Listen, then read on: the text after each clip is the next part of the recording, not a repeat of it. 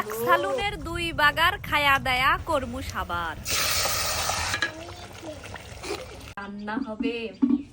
তোমার কি আল্লাহ ওলিও আক্কেল আছে কি নাই তাই কওছেন? আমি কইতেছি কেরে আক্কেল আবার কি? তুই এত বড় কথা কস, কি হইছে হেডো ক?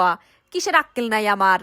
কইতাছে যে ওই দিন যে ভিডিওর মধ্যে কইলে মাটির একটা পাল্লে কিনলে আমাক কইলে যে গোস্ত এনে খিলাইবে হান্ডি না 20-25 দিন পার হয়ে গেল গা, ওই পাল্লার তো গোস্ত এনে খিলাইলে না।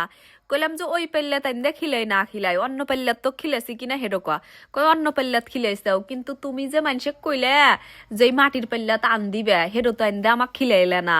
আর মাটির পাতিলে ওই হান্ডি বিপ হেই স্বাদ নাগে। কইলাম যে আমি কইলে ওই হান্ডি বিপ মিপ আন দিবার পারি না, আমি যেবা আন দিবার হারি হেবা তুই যদি খাস আমি আন দে দিমু।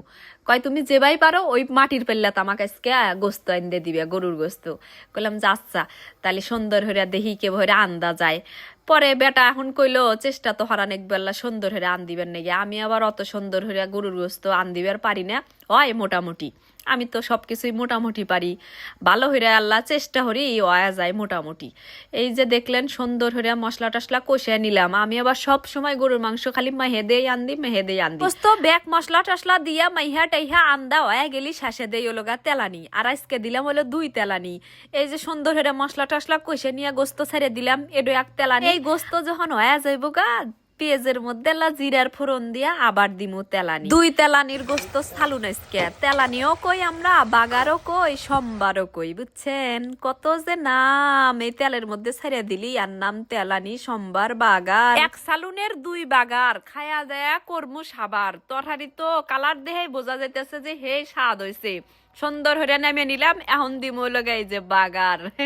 তোর তরহারি জাল্লা হবালির মধ্যে ঢেলে নিয়া এই মাটির পাল্লার মধ্যে দিমু লগা বাগার। কোন দুঃখ কনে থুই বেটা আমাক কয় যে পাল্লা আনছেও কি খালি ছায়া ছায়া দেখবেন নাই গে, মাটির পাল্লাত কি আন্দা যায় না? মনে মনে কইলাম যে আন্দা তো যাই, কিন্তু এই মাটির পাল্লাত আন দিতে গেলে আমার কেবা জানি ভয় হরে। আর মনে হয় যে যেদিন আন দিমু সেদিনই মানে ওই পাল্লাডোর আয়াত শেষ হয়ে যাবো গা, মনে হয় সেদিনই ভেঙ্গিয়া যাবো গা। আজকে আল্লাহ আল্লাহ হইরা সুন্দর হইরা আন দিছি, আর মানে কয়দিন এই পাল্লাত আন দিবার পারি জানি না। কারণ মাটির পাল্লাতে আন্দা হইলো গা খুবই রিস্ক থাকে আমার কাছে।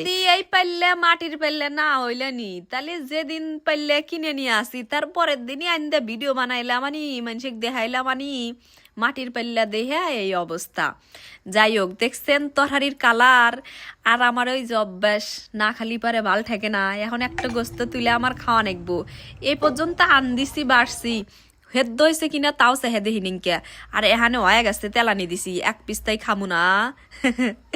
এই হলো গাইস আজকে আপনাদের জন্য আমার ভিডিও। ভালো থাকেন সবাই, টাটা, আল্লাহ হাফেজ। মেলা স্বাদ হইছে।